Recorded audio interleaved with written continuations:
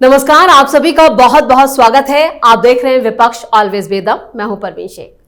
महाराष्ट्र झारखंड के बाद दिल्ली चुनावों का बिगुल बजने वाला है, जिससे विपक्ष की नींद उड़ी हुई है। खासतौर से पदयात्रा कर रहे आप के मुखिया अरविंद केजरीवाल ने फिर से 1000 रुपए दिल्ली की महिलाओं के खाते में भेजने का ऐलान किया है। वहीं वक्फ बिल पर कांग्रेस से लेकर ओवैसी तक ने जेपीसी के चेयरमैन जगदम्बिका पाल पर एक तरफा फैसला लेने का आरोप लगाया और लोकसभा स्पीकर ओम बिरला से मुलाकात की। वहीं कर्नाटक में वक्फ पर जंग छिड़ी है और इधर अवैध खनन पर सीबीआई ने झारखंड से लेकर पश्चिम बंगाल और बिहार में कई ठिकानों पर छापेमारी की है, जहां लाखों रुपए की बरामदगी हुई है। इधर यूपी में हमीरपुर में सपा में बगावत देखने को मिली है। दशकों से अखिलेश यादव से जुड़े जिला महासचिव और जिला सचिव समेत तमाम जमीनी नेताओं ने उपेक्षा के कारण पार्टी छोड़ अब आजाद पार्टी की सदस्यता ले ली है। बड़ी तादाद में नेताओं के सपा छोड़कर भागने से पार्टी में हड़कंप मचा है। तो कैसे दिल्ली से कर्नाटक और पश्चिम बंगाल से यूपी तक विपक्ष में मचा है त्राहिमाम, इसी पर चर्चा के लिए स्टूडियो में मौजूद हैं कैपिटल टीवी के editor in chief doctor Manish Kumar और एग्जीक्यूटिव एडिटर राजीव कुमार। आप दोनों का बहुत बहुत स्वागत है। धन्यवाद। एक बार फिर अरविंद केजरीवाल ने शिगुफा छोड़ा है, महिलाओं को फिर टारगेट। भाई मुझे बताए, भाई तुम कौन हो? मुख्यमंत्री हो। ये घोषणा तो मुख्यमंत्री करे, क्यों नहीं कर रही है? और विलंब क्यों कर रहे हो? खटाखट खटाखट देना शुरू करो। पैसे हैं आपके पास। 2 महीने के बाद सैलरी देने के लिए पैसे नहीं बचेंगे, यह हकीकत है। दिल्ली की सरकार कंगाल हो चुकी है। जो पिछली रिपोर्ट आई 2 सप्ताह पहले, मात्र 44,000 करोड़ रुपए इसके खाते में बचा हुआ है और सरकार को चलाने के लिए 22,000 करोड़ रुपए जो है वो जरूरत होती है। 2 महीने के बाद ठंडन गोपाल। इसलिए हर 2 दिन के बाद कभी आतिशी आएगी, महिलाओं को हम 1000 रुपए देंगे, फिर लोग उसको भूलते हैं तो फिर केजरीवाल आ जाता है। 2 दिन के बाद फिर कोई और आ जाएगा, फिर उसको मीडिया में बचा कर रखने के लिए। लेकिन ये सारी चीजें क्यों किया आज उसने? क्योंकि एक और अच्छी खबर आ गई उसको। सीवीसी ने विजेंद्र गुप्ता के कहने पे पीडब्ल्यूडी सेंट्रल वाली उसको जांच के आदेश दिए हैं शीश महल को लेकर के। 15 दिन पहले चिट्ठी लिखी गई थी विजेंद्र गुप्ता के द्वारा as a leader of opposition कि भाई हमें जो है वो वहाँ पे गड़बड़ियाँ हुई है, ये सबूत है, ये कागजात है। सीवीसी ने उस कागजातों को देखा, प्राइमा फेसी उन्होंने माना कि गड़बड़ी हुई है, तो एक अलग जांच। क्यों जांच हो रही है? कल आपने देखा होगा कि किस तरीके से वो वीडियो वायरल चल रहा है स्वाति मालीवाल का।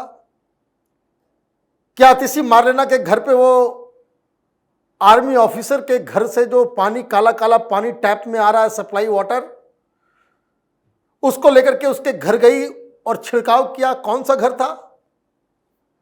AB 19 Mathura road. शीश महल नहीं गई है। क्यों नहीं गई है? वहां ताला लग गया है। क्यों लगा है? सामान गायब है। अब ये बात समझिए, ये केजरीवाल ये दूसरे को देगा क्या? कमोड लेके भाग गया। ये तेजस्वी यादव, अखिलेश यादव की कैटेगरी में आ गया। एक टोटी चोर, एक बेट चोर, और ये जो है कमोड चोरी करके निकल लिया और उसका पूरी फाइलिंग की जा रही है, सारा कुछ किया जा रहा है। पीडब्ल्यूडी वाली जांच करेंगे। तो केजरीवाल की मुसीबत इसलिए बढ़ रही है क्योंकि ये हर 2 दिन 3 दिन के बाद तुम ये गाना गाते रहोगे फ्री फ्री फ्री का, और इधर पीछे पीछे ये खबर आती रहेगी कि तुमने कमोड चोरी करके भागा, तुमने शराब चोरी की, तुमने ये घोटाला किया, तुमने ये घोटाला किया। सबसे बड़ी दिक्कत केजरीवाल की यही है कि इनके काले कारनामे साय की तरह इसका पीछा कर रहे हैं। बिल्कुल, काले कारनामे तो यहाँ पर जो खुलकर आ रहे हैं। अवैध खनन को लेकर जो सीबीआई ने आज ताबड़तोड़ छापेमारी की, उससे भी विपक्ष की दिक्कतें बढ़ गई हैं। देखिए, विपक्ष की दिक्कतें सीबीआई से ही है, विपक्ष की दिक्कतें हैं ईडी से ही। इन दोनों एजेंसियों से विपक्ष आज से दिक्कत में नहीं है। अभी जो डीके शिव कुमार हैं, उनके खिलाफ मामला सुप्रीम कोर्ट में चला गया और वहां के चीफ मिनिस्टर सिद्धारमैया को समन जारी हो गया।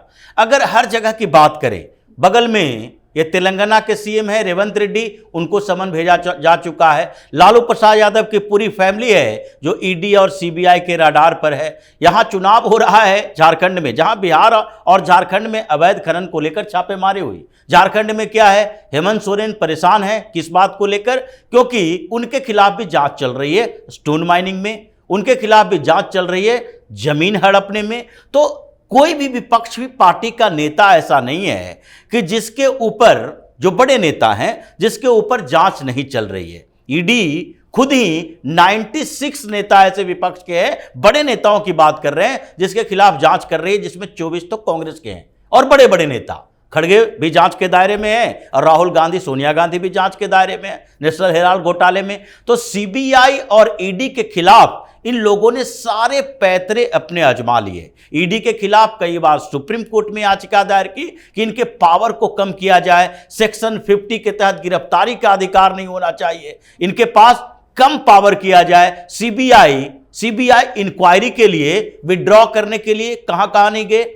ये बिना अनुमति के सीबीआई हमारे यहां एंट्री नहीं करेगी। पश्चिम बंगाल सरकार, फिर कर्नाटक की सरकार, तेलंगाना की सरकार, केरल की सरकार, ये पिनराई विजयन भी फंसे हुए हैं कई घोटालों में। तो ये सारे के सारे विपक्षी पार्टी के नेता जिनके खिलाफ जांच चल रही है, वो सीबीआई और ईडी का नाम सुनते कांपने लगते हैं, क्योंकि उनके घर पर अगला नंबर आने वाला है। तो बौखलाहट इनको इस पूरी एजेंसी से है, जिसके कारण ये कहीं भी छापेमारी होती है तो सब लोग रात को ये सोचने पर मजबूर होते हैं कहीं कल मेरा नंबर ना आ जाए।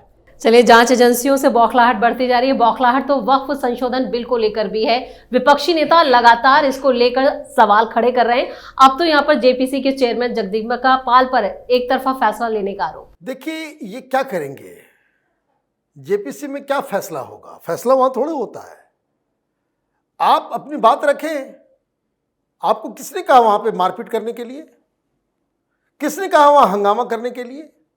किसने कहा जो मुस्लिम संगठन, एनजीओज, रहनुमा, लॉयर्स या सिविल सोसाइटी, मुस्लिम वो आते हैं, जो कोई कहता है कि नहीं वक्त में बदलाव होने की जरूरत है, उसको गाली गलौज करना शुरू कर देते हो। तुम्हारा इससे भी पेट नहीं भरा, तुम वॉकआउट कर रहे हो, कह रहे हो कि भाई हमें और समय चाहिए तो वॉकआउट क्यों करते हो? गुंडागर्दी करने के लिए जेपीसी बना है क्या? चेयरमैन के ऊपर तुम बॉटल फेंक के मारोगे? वहां पे गुंडागर्दी चल रहा है क्या? और जानबूझ के विपक्षी पार्टियों ने इस तरह के नमूने को वहां भेजा है कि जो वहां बवाल करे। तो कौन है ये टीएमसी वाला, एक कित कित कित कित कित मिमिक्री करने वाले? वो सीरियस बिजनेस है।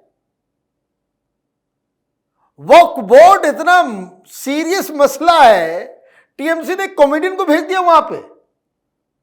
तो वो जाकर के क्या करेगा? वहां तो बोतल फोड़ेगा, मारपीट करेगा, गाली गलौज करेगा।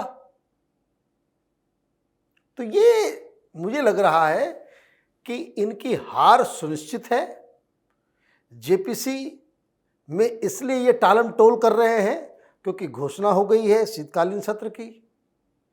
23 तारीख से सत्र शुरू होने वाला है और ये सत्र शुरू होगा जिसमें इस बिल को पेश किया जाएगा। उससे पहले जगदम्बिका पाल साहब जो हैं वो रिपोर्ट पेश कर देंगे। आपके बवाल काटने से कोई फर्क नहीं पड़ने वाला, आपके हंगामा से कोई फर्क नहीं पड़ने वाला, क्योंकि अंततोगत्वा तो वहां पे वोटिंग होगी। वोटिंग में आपके पास नंबर है नहीं, आप चीज़ों को घसीट के लंबा करना चाह रहे हो इस आस में कि आगे कोई पॉलिटिकल चीज़ें बदलेगी तो नीतीश अलग होंगे, तो टीडीपी अलग होंगे। ये सब इनका इमेजिनेशन है और इसलिए ये सब तमाशा ये लोग कर रहे हैं।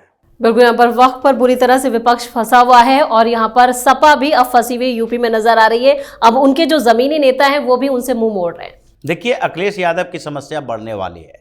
अभी समस्या बढ़ना शुरू हो गया है, क्योंकि जब महत्वाकांक्षा बढ़ती है तो वो नीचे की तरफ देखना लोग बंद कर देते हैं। अखिलेश यादव का साथ यही हुआ। 2012 में इनको चेहरा नहीं बनाया गया था। मुलायम सिंह यादव ने चुनाव लड़ा और उसके बाद इसको मुख्यमंत्री बना दिया।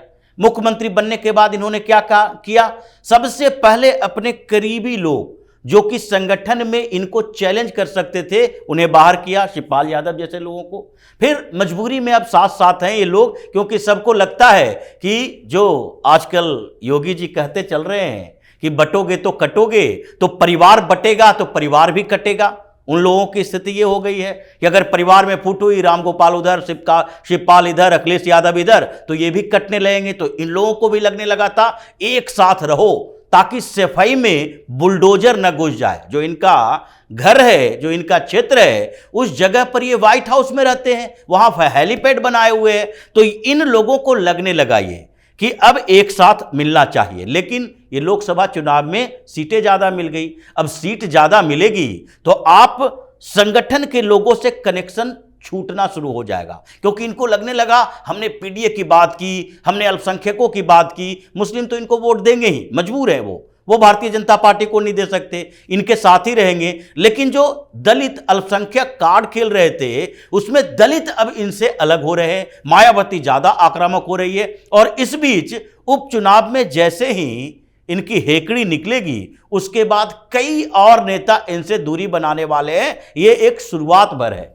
चलिए, इस तमाम जानकारी के लिए और सटीक विश्लेषण के लिए आप दोनों का बहुत बहुत धन्यवाद। धन्यवाद। चुनावी मौसम में विपक्ष का बुरा हाल है, समस्याएं बढ़ती जा रही हैं। कांग्रेस, सपा, आप, टीएमसी और तमाम दलों में उनके नेता ही अपने मुखिया का सिरदर्द बन चुके हैं। यूपी में उपचुनाव में हार का संकट गहरा गया है। चुनावी तारीख बदलने से सपा बैकफुट पर है, तो केजरीवाल अपने ही बनाए चक्रव्यूह में फंस चुके हैं। दिल्ली सत्ता तक दौड़ लगा रहे केजरीवाल की सांसें अभी से उखड़ने लगी है। वहीं कर्नाटक में कांग्रेस पूरी तरह से बेदम है। तो इस खास शो में इतना ही। वीडियो कैसा लगा कमेंट करके अपनी राय जरूर दें। वीडियो को लाइक करें, शेयर करें और कैपिटल टीवी को सब्सक्राइब जरूर करें। नमस्कार।